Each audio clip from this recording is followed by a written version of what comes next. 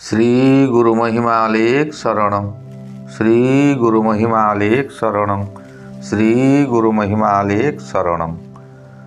महिमा वास्तु सेवा YouTube channel तरफरु अगणित दर्शक मानकु 2025 मसीहा इंग्राजी नववर्षर शुभेच्छा और अभिनंदन। आपणकर एही चैनल प्रति भल पाइबा एते मात्रा रे अछि जे एथि सकाशे मु बहुत खुशी। आपणकर भल पाइबा एही परि थाउ, एही परि स्नेह सहानुभूति प्रत्येक प्रति रही थाउ। एही ऋण मो पक्षरे सुझिबा कष्टकर। केवल एतिकी परम ब्रह्म परम पुरुष शून्यवासी निराकार पुरुषंक निकटरे मोर प्रार्थना, प्रभु अभय प्रदान करी जगत जनगणंकर सर्वदा मंगल करंतु, यह मोर विनम्र प्रार्थना। आमे समस्ते परम ब्रह्मंकर संतान गोटिए स्थानरू आसी एही मर्त्यमंडल रे स्थान पाइछंती, पुणी सेही स्थान को फेरी जिबा। केही केही फेरिबा समय रे बाट बणा होई जाइथांती, आउ आमर मूल वासस्थान को फेरी पारंती नाही। बाट बणा होई बहु कष्ट भोगी थांती। एही परि घुरी घुरी चतुर्दिग बुली बुली खाली जंत्रणा भोगी थांती। एहा जे आमर कर्मर फल, ए कथा आमे भूली जाइछंती। आमे जेउ कर्म करिबा सेही फल आमे भोगिबा। परम ब्रह्म शून्य पुरुष आमको मर्त्य को प्रेरण करिछंती। आमर छोटिया संसारटी आम सकाशे यात्रार पेंडाल सदृश। आमे समस्ते जने जने अभिनेता। आमे केवल अभिनय करिबा ओ अभिनय सरीजिबा परे पुणी गृह को प्रत्यावर्तन करिबा। एई अभिनय मध्यरे विभिन्न प्रकारर अभिनय अछि।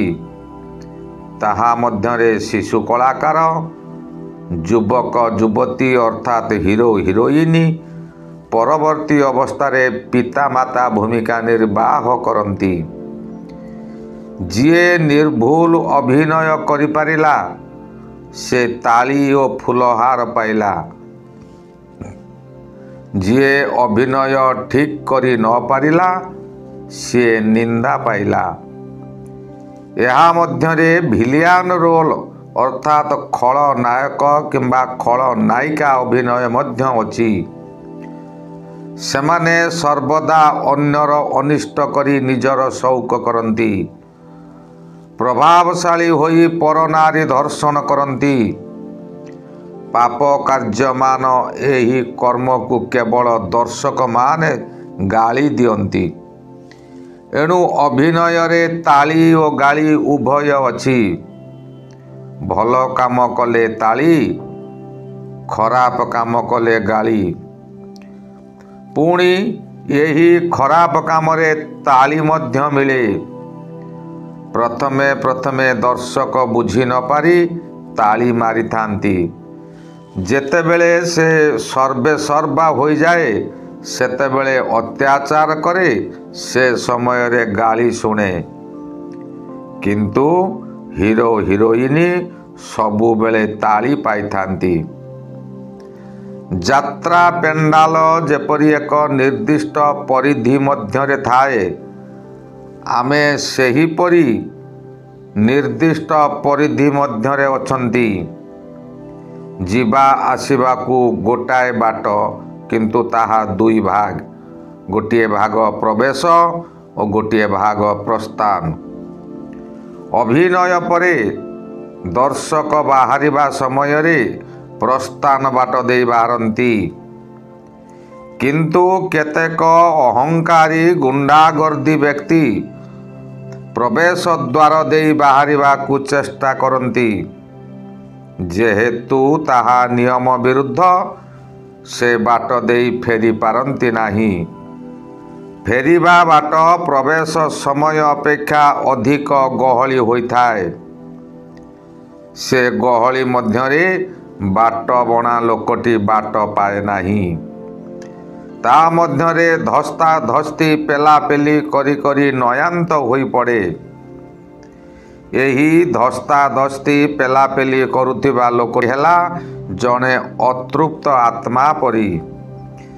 ଯେତେବେଳେ ସେ ବାହାରିବାକୁ ଚେଷ୍ଟା କରେ, ସେ ସମୟରେ ଧର୍ମ ତାକୁ ବିରୋଧ କରି ପଛକୁ ଠେଲି ଦିଏ। ସେ ପଛକୁ ରହିଗଲା, କାହିଁକି ନା ସେ ଯିବା ଆସିବାର ନିୟମ ଭୁଲ କଲା।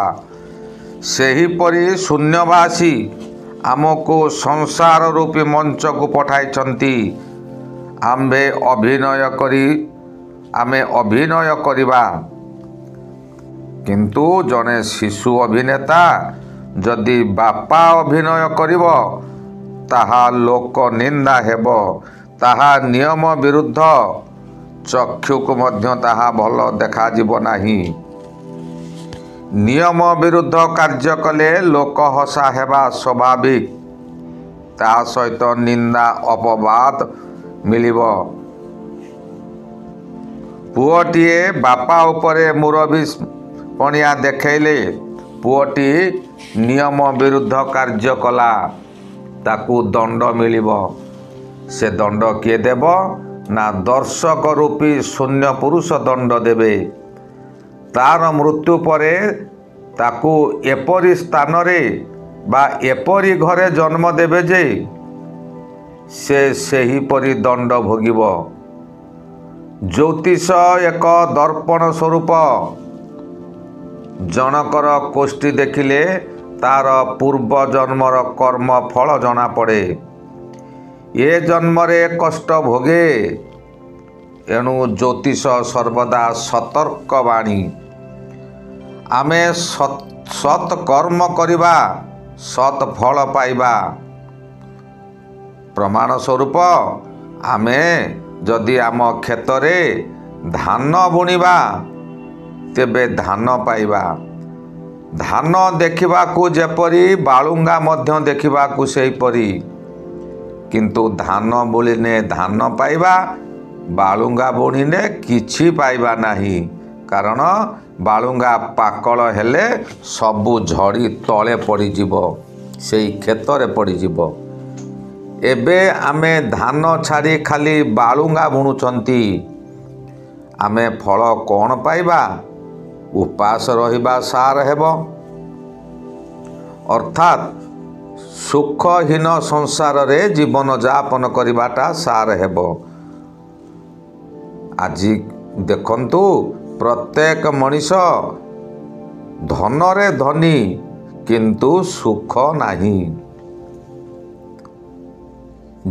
ଆମେ ଯେଉଁ କାମ କରିବା, ତାର ଫଳ ଆମେ ସେହିପରି ପାଇବା। ଏଣୁ ଆଜିଠାରୁ ଶପଥ ନେବା, ଆମେମାନେ ଅନ୍ୟାୟ କରିବା ନାହିଁ। ଦୁଃଖୀ ରଙ୍କିମାନଙ୍କୁ ସାହାଯ୍ୟ କରିବା।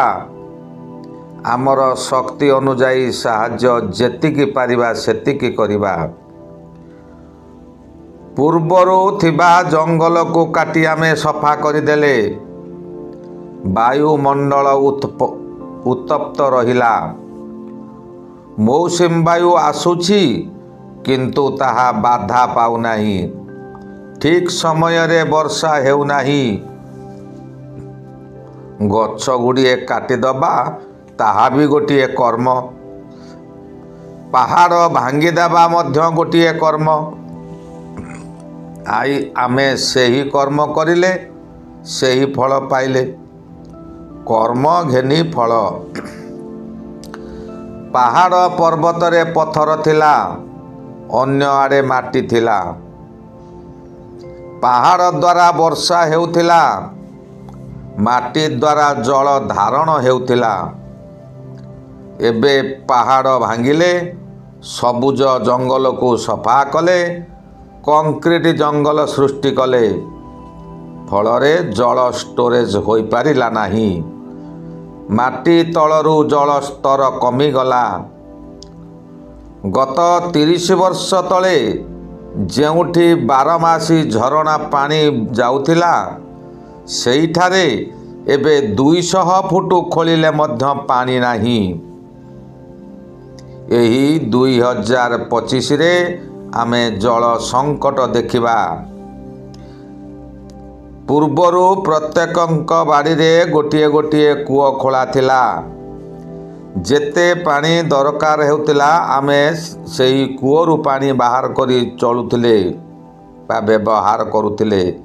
ଏବେ ତାହା ବନ୍ଦ ହୋଇଗଲାଣି। ପାଇପ୍ ପାଣି ବ୍ୟବହାର କଲେଣି। ତାହା ପୁଣି ଏବେ ମିଟର ବସିଲା। ଯେତେ ପାଣି ଖର୍ଚ୍ଚ କରିବା ସେତେ ଅର୍ଥ ଦେବାକୁ ପଡ଼ିବ। ଏହି 2025 ଏପରି ସମସ୍ୟା ହେବ, ପାଖରେ ଅର୍ଥ ଥିବ, ପାଇପରେ ପାଣି ନଥିବ। ଅବସ୍ଥା କ'ଣ ହେବ ବିଚାର କରନ୍ତୁ ତ। ପାଣି ସକାଶେ ଜୀବନ ଯିବ ନାହିଁ କି? ଆଉ ଆମର କୌଣସି ଉପାୟ ନାହିଁ। ଆମେ ଏବେ କ୍ରୀତଦାସ ପାଲଟି ଗଲେଣି। ଆମ ଇଚ୍ଛାରେ ଆଉ କିଛି ନାହିଁ। ସବୁ ଫଳ ଆମ କର୍ମ ଫଳ ଭୋଗିବା। ଚକି ଗୁଡ଼ କହୁଣୀକୁ ବୋହିଗଲାଣି, ଆଉ ଫେରାଇ ହେବ ନାହିଁ। ଏବେ ସେହି ପ୍ରଭୁଙ୍କର ଭରସା। ଆଜି ମୁଁ ଏଇଠାରେ ରହିଲି। ପୁଣି ପରବର୍ତ୍ତୀ ଅଧ୍ୟାୟରେ ଅନ୍ୟ କର୍ମ ଫଳ ନେଇ ଆସିବି ଯେ କେଉଁ କର୍ମ କଲେ ଆମେ କେଉଁ ଫଳ ପାଇବା। ଆଜି ମୁଁ ଏଇଠାରେ ରହୁଛି। ଶ୍ରୀ ଗୁରୁ ମହିମା ଅଲେଖ ଶରଣ। ଶ୍ରୀ ଗୁରୁ ମହିମା ଅଲେଖ ଶରଣ। ଶ୍ରୀ ଗୁରୁ ମହିମା ଅଲେଖ ଶରଣ ଶରଣ ଶରଣ।